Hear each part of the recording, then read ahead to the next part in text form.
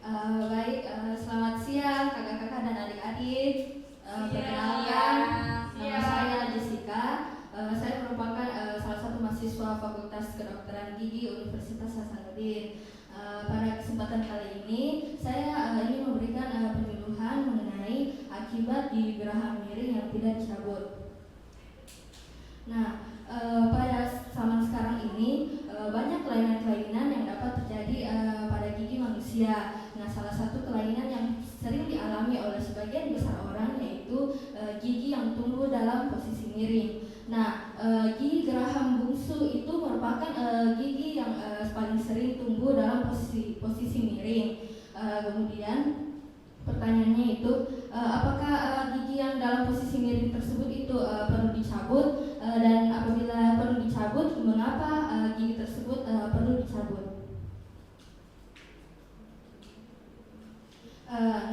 Salah satu permasalahan yang paling sering dialami oleh sebagian besar orang yaitu gigi yang tidak tumbuh sempurna atau disebut sebagai gigi infaksi. Ada beberapa macam gigi yang tidak tumbuh sempurna. Ada gigi yang hanya tumbuh sebagian dan ada yang gigi tidak tumbuh sama sekali. Di sini gigi yang tumbuh sebagian ini maksudnya mahkota giginya itu tersebut hanya terlihat sebagian muncul pada gusi. Sementara gigi yang tidak tumbuh sama sekali itu mahkota dari gigi tersebut itu tidak terlihat sama sekali pada gusi atau dia benar-benar tertanam di dalam gusi.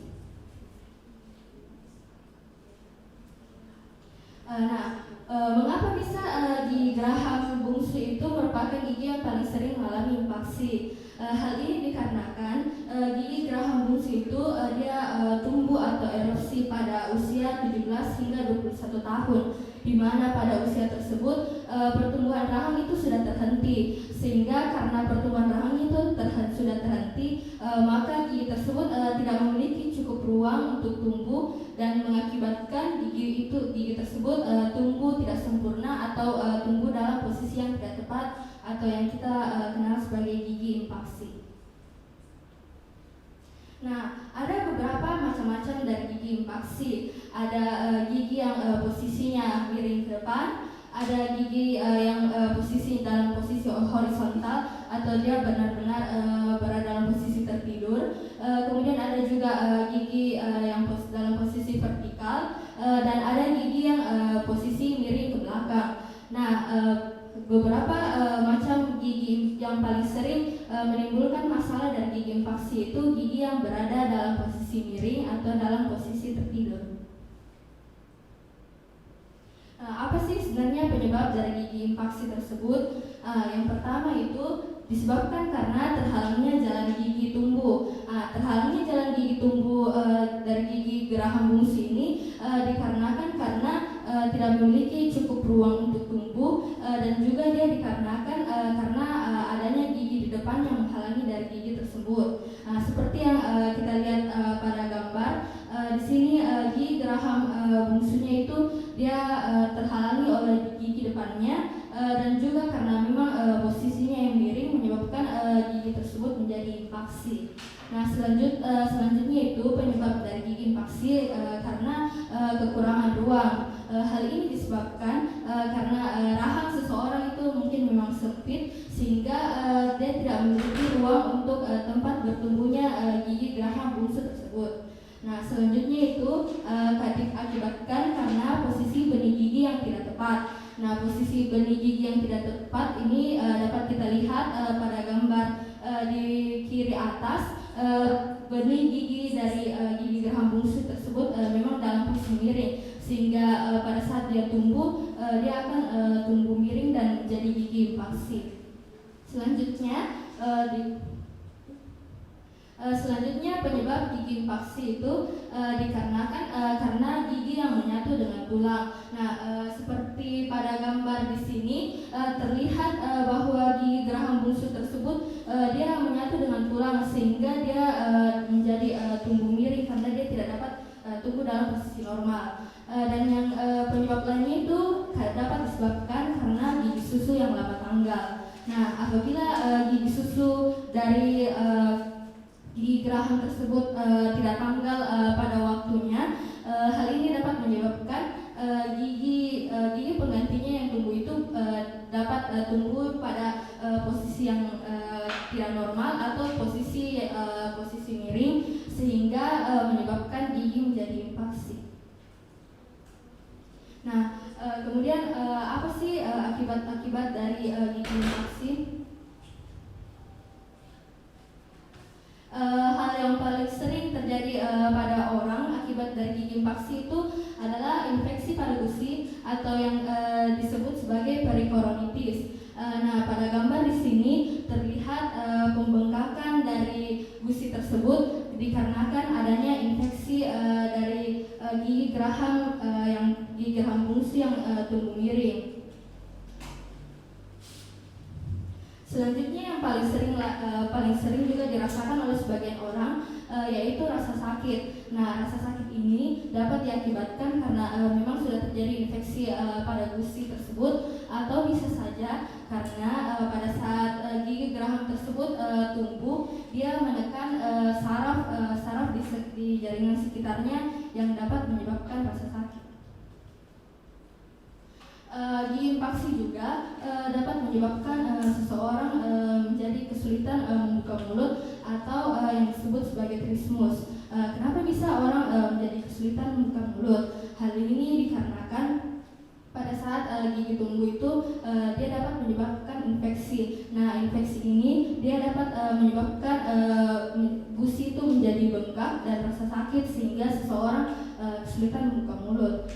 Normalnya itu orang membuka mulut itu sebesar 35 sampai 40 mm atau sebesar 3 jari dari orang tersebut. Nah, pada orang yang mengalami trismus, maka orang tersebut dia tidak dapat membuka mulut dengan lebar.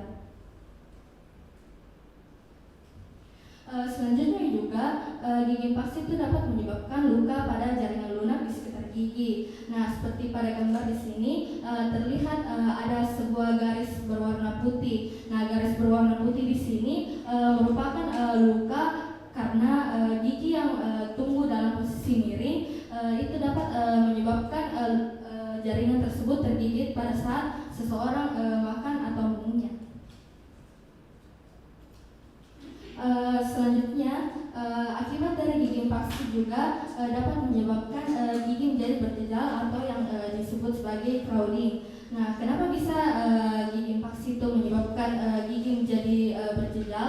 Dikarenakan karena ruang yang sempit tidak memberikan ruang yang cukup untuk gigi geraham bungsu itu tumbuh, sehingga pada saat dia tumbuh miring, dia akan menekan gigi di depannya dan menyebabkan gigi tersebut menjadi berjejal. Nah, gigi infeksi juga dapat menyebabkan gigi tersebut menjadi berlubang. Kenapa? Karena hal ini disebabkan gigi yang tumbuh miring itu akan menyebabkan sisa-sisa makanan itu menjadi tersangkut di daerah tersebut, dan posisi gigi yang miring menyebabkan daerah tersebut menjadi sulit dibersihkan pada saat menyikat gigi. Nah, sisa makanan yang tertinggal pada daerah tersebut dapat memicu terjadinya gigi berlubang. Selanjutnya, gigi yang mengalami infeksi dia dapat merusak gigi di depannya. Di sini dikarenakan gigi yang tumbuh miring itu dia menekan gigi di depannya, sehingga lama-kelamaan gigi tersebut kemudian terkikis. Selain terjadi kerusakan juga pada gigi tersebut, gigi yang berada di depan gigi infeksi juga dapat mengalami gigi berlubang, seperti yang tadi dijelaskan, karena adanya sisa makanan yang menempel pada daerah tersebut dan sulit dibersihkan, dia juga dapat menyebabkan gigi depannya menjadi berlubang. Akibat dari gigi infeksi yang lain juga dia dapat menyebabkan kista dan tumor. Namun pada kista dan tumor ini dia seringnya terjadi pada gigi berhang bawah. Kenapa? Karena pada saat tumbuh itu biasanya gigi tersebut tumbuh dalam selaput. Nah, apabila selaput tersebut dibiarkan di dalam rahang, maka selaput tersebut dapat berisi cairan, dan lama-kelamaan cairan berubah menjadi akan merusak gigi dan jaringan di sekitarnya. Selanjutnya kita kembali ke pertanyaan, apakah gigi yang infeksi tersebut sebenarnya perlu dicabut, dan apabila perlu dicabut, mengapa, kapan sebaiknya gigi infeksi tersebut dicabut? Sebenarnya sebaiknya itu gigi yang mengalami infeksi itu dia dicabut agar tidak menimbulkan masalah-masalah seperti yang tadi. Namun apabila gigi infeksi tersebut tidak mengganggu, maka tidak perlu dicabut. Kemudian kapankah sebaiknya gigi infeksi dicabut? Gigi infeksi itu dicabut sebaiknya pada usia 17 hingga 18 tahun. Kenapa? Karena pada usia tersebut akar gigi dari gigi geraham bungsu itu masih pendek, sehingga hal ini memudahkan operasi. Kenapa bisa akarnya masih pendek? Karena pada saat usia ini gigi geraham bungsu tersebut itu dia baru tumbuh. Kemudian dicabut juga untuk menghindari terkenanya saraf pada rahang. Hal ini dikarenakan karena gigi yang baru tumbuh itu dia ukurannya masih kecil dan pendek. Kemudian waktu penyembuhan juga dapat optimal karena dapat meminimalisir terjadinya luka bekas pencabutan dari gigi infeksi tersebut. Dan juga hal ini merupakan tindakan pencegahan untuk menghindari terjadinya masalah-masalah yang dapat ditimbulkan dari gigi infeksi. Sekian dari penyuluhan dari saya. Semoga penyuluhan ini dapat bermanfaat bagi kakak-kakak dan adik-adik. Sedikit saya ingin mengingatkan bahwa pencegahan itu lebih baik daripada pengobatan. Terima kasih, selamat siang.